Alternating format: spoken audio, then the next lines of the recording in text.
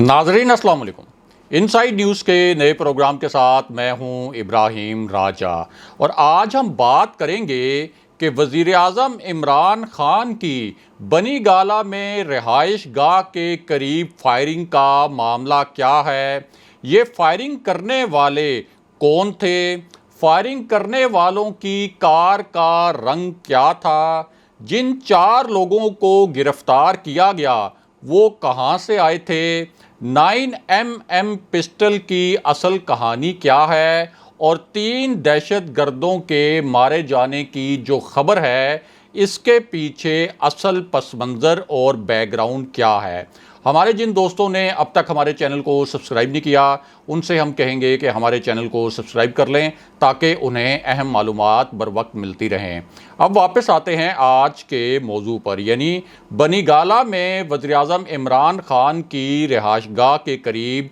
Firing का मामला क्या है। सबसे पहले आपको जो 3 दहशतगर्द मारे गए हैं उनके मुतल्लिक जो ताज़ा तरीन अपडेट आई है और जो ताज़ा तरीन मालूमात शेयर की गई हैं बाज़ाब्ता तौर पर पुलिस ऑफिशल्स की जानिब से, वो मुख्तसरन आपके सामने रखते हैं। तो मामला ये है कि CTD को पिछले चंद दिन से कुछ खुफिया इत्तलात मिल रही थी। इन इत्तलात की बुनियाद पर बहुत सा डेटा इकट्ठा किया गया और फिर इस डेटा का एक तफसीली एग्जामिनेशन किया गया, एक तफसीली जायज़ा लिया गया और ये इत्तलात थी कुछ इंतहाई ख़तरनाक दहशतगर्दों के मुतल्लिक। अब जब इस पूरे डेटा को एनालाइज किया गया और 3-4 डिपार्टमेंट्स ने मिलकर इस पूरे डेटा को जब तज्ज़िया किया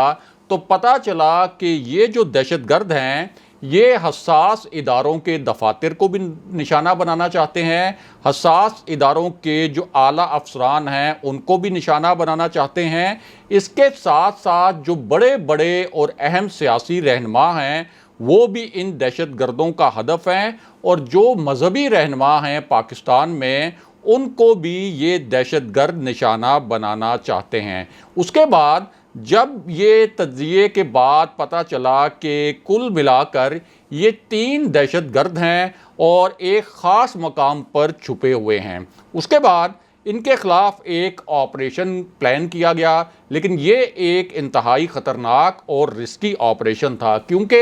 इंटेलिजेंस इंफॉर्मेशन जो मिली थी वो बहुत ही पेचीदा नोयत की थी और ख़तरनाक भी थी। इस इंफॉर्मेशन में ये बताया गया था कि इन तीनों दहशतगर्दों का ताल्लुक़ अफ़गानिस्तान से है और ये तीनों दहशतगर्द अफ़गानिस्तान से तरबियत लेकर आए थे। अब सिक्योरिटी इदारों को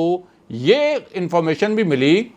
कि ये जो तीनों दहशतगर्द हैं इनके पास खुद कुछ जैकेट्स भी मौजूद हैं, भारी तादाद में इनके पास असलहा भी मौजूद है और इसके अलावा गोला बारूद भी मौजूद है। और ये जो तीनों दहशतगर्द थे इस ऑपरेशन से पहले लाहौर के इलाके फ़िरोज़वाला में एक मकान में रिहाइश पजीर थे। उसके बाद एक ऑपरेशन प्लान किया गया। पहले इस पूरे ऑपरेशन की प्लानिंग से पहले 3-4 जो मुख्तलिफ डिपार्टमेंट्स थे उनको ऑन बोर्ड लिया गया और जब ये ऑपरेशन प्लान करके इस मकान पर छापा मारा गया तो दहशतगर्दों ने मकान के अकब से यानी पिछली तरफ से निकलते हुए जो यहाँ पर ऑपरेशन करने वाले सिक्योरिटी एहलकार थे उन पर फायरिंग कर दी। ये बड़ी ही शदीद नोयत की एक जवाबी फायरिंग की गई। इस दौरान जो CTD के एहलकार थे ज़ाहिर है उनके साथ एक बैकअप भी मौजूद था, तो उन्होंने जो दूसरी तरफ से फायर किए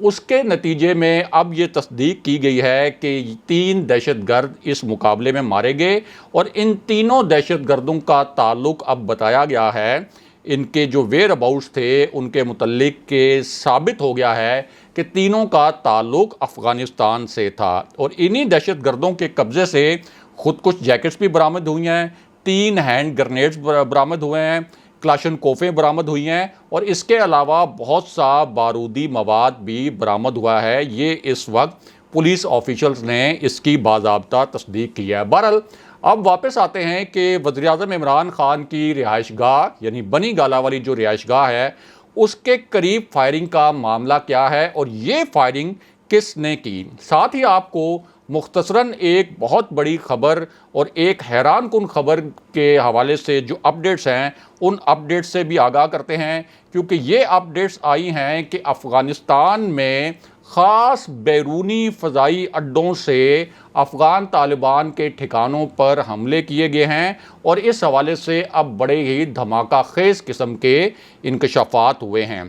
اب پاکستان میں تو وزیراعظم عمران خان نے امریکہ کو صاف انکار کر دیا تھا کہ پاکستان امریکہ کو فضائی اڈے نہیں فراہم کرے گا، ایبسلوٹلی ناٹ جیسے وزیراعظم عمران خان نے تاریخی الفاظ استعمال کیے تھے کہ ہم اپنی خود مختاری کے اوپر کوئی سودا نہیں کریں گے اور کسی صورت اپنے فضائی اڈے استعمال نہیں ہونے دیں گے افغانستان میں کسی بھی قسم کے آپریشن کے لیے۔ لیکن اب ہوا یہ ہے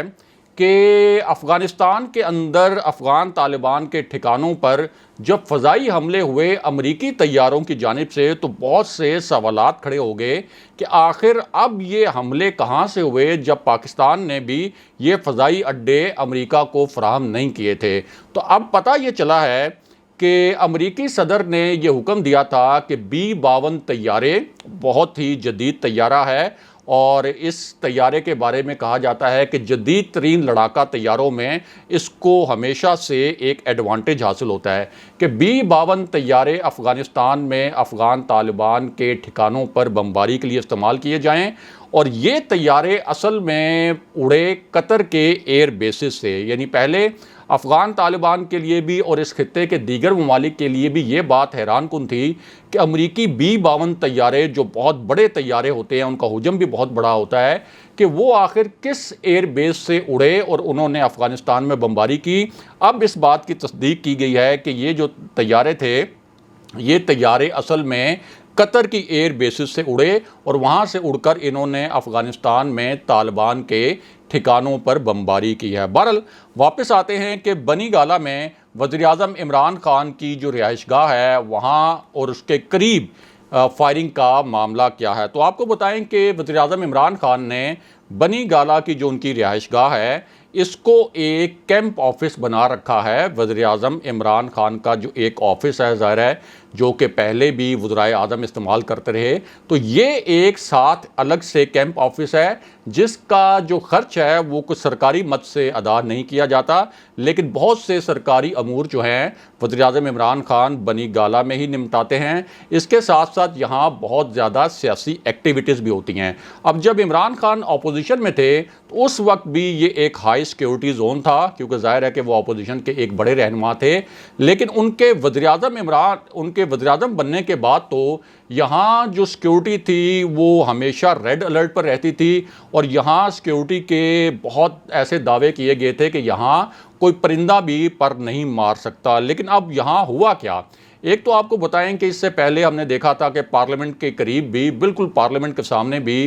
ایک شخص جو ہے ایک پسٹل لے کر پہنچ گیا تھا، حالانکہ پارلیمنٹ جو ہے وہ ریڈ زون میں واقع ہے اور 5 ناکوں سے گزر کر جانا پڑتا ہے، تو وہ شخص پسٹل بھی لے کر پہنچ گیا اور ایک چاقو بھی اس کے پاس تھا، اور کوئی 1 گھنٹے تک وہ وہاں پہ ایک ڈرامہ بھی اس نے رچایا کہ میں پارلیمنٹ کے سامنے موجود ہوں، میرے پاس پسٹل بھی موجود ہے اور میرے پاس یہ چاقو بھی موجود ہے۔ بعد میں پولیس نے اس کو گرفتار کیا تھا، لیکن سیکیورٹی کے معاملے پر بڑے سوالات کھڑے ہوئے تھے کہ یہ شخص کس طرح سے پارلیمنٹ کے سامنے پہنچ گیا۔ اب یہ جو بنی گالہ کا علاقہ ہے یہ بھی ایک بہت ہی ہائی سیکیورٹی زون ہے اور پارلیمنٹ سے بھی کوئی بہت زیادہ دور نہیں ہے، اور وزیراعظم عمران خان کی رہائش گاہ کے حوالے سے تو بہت ہی زیادہ اہمیت رکھتا ہے۔ اب پولیس کی جانب سے بتایا یہ گیا ہے کہ یہاں ایک سفید رنگ کی کار پہنچی، یہ جو فائرنگ والا پورا معاملہ تھا اس حوالے سے کہ ایک سفید رنگ کی کار پہنچی۔ اس کار کے متعلق بتایا گیا ہے کہ یہ ایک کرولا کار تھی۔ اس کار میں جو افراد بیٹھے ہوئے تھے ان کے پاس ایک پسٹل بھی تھا، اور اس پسٹل کے بارے میں بتایا گیا ہے کہ یہ ایک 9mm پسٹل تھا، اور کل ملا کر 4 افراد اس کار میں سوار تھے، اور انہوں نے فائرنگ جو کی ہے یہ کی ہے عمران چوک میں، بنی گالا کا یہ علاقہ ہے اور عمران چوک سے ہی ایک راستہ جو ہے اوپر بنی گالا رہائش گاہ کی جانب بھی جاتا ہے۔ اب وہاں پر انہوں نے فائرنگ کی اور جس وقت یہ فائرنگ ہوئی تو اس کے بعد پولیس کی دوڑیں لگیں اور پولیس نے ان کو گرفتار کر لیا۔ اب ان سے گرفتار کرنے کے بعد تفتیش تو کی جا رہی ہے، لیکن یہاں دو بڑے اہم سوالات پیدا ہوتے ہیں۔ ایک سوال تو یہ پیدا ہوتا ہے کہ یہ افراد ویپن لے کر اس علاقے میں جو ایک ہائی سیکیورٹی زون ہے وہاں پر کیسے داخل ہوئے؟ اس سے پہلے بھی اس طرح کے جو سیکیورٹی بریچز ہیں وہ سامنے آتے رہے ہیں۔ دوسرا سوال یہ پیدا ہوتا ہے کہ وزیر اعظم عمران خان کی کیبنٹ کے جو وزراء ہیں یعنی وفاقی وزراء وہ خود کہہ چکے ہیں ابھی حال ہی میں، اور ظاہر ہے کہ جب انہوں نے یہ بات کہی تو ان کے پاس کوئی انفارمیشن بھی ہوگی، انہوں نے یہ بات کہی آن ریکارڈ کہ وزیر اعظم عمران خان نے جس قسم کے بولڈ، درست لیکن بہت ہی بولڈ قسم کے فیصلے کی ہیں، اس کے بعد وزیر اعظم کی زندگی کو خطرات لاحق ہو سکتے ہیں۔ تو اس پوری صورتحال میں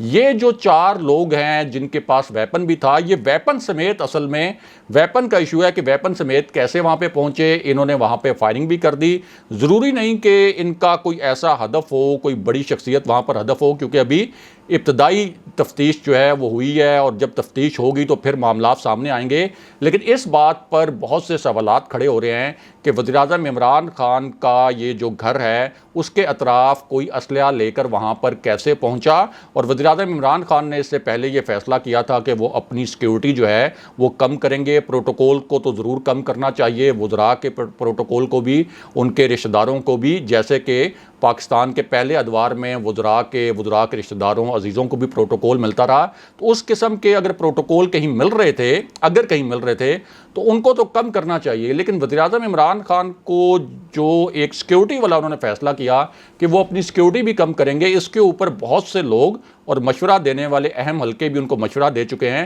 کہ یہ فیصلہ نہ کریں اور ان کی سیکیورٹی کو بڑھایا جانا چاہیے، کیونکہ اس سے پہلے لاہور میں ہم ایک انسیڈنٹ دیکھ چکے ہیں جس میں وزیر اعلیٰ پنجاب جو ہیں وہ بال بچے، جس لاہور انسیڈنٹ میں ایک شادی کی تقریب میں جو فائرنگ ہوئی تھی۔ تو یہ بھی ایک سیکیورٹی کے حوالے سے ایک بڑا سوال ہے کہ کس طرح سے یہ جو 4 افراد تھے ایک ویپن کے ساتھ جو ہیں اتنے حساس علاقے میں پہنچے۔ اگلے پروگرام تک کے لیے خدا حافظ۔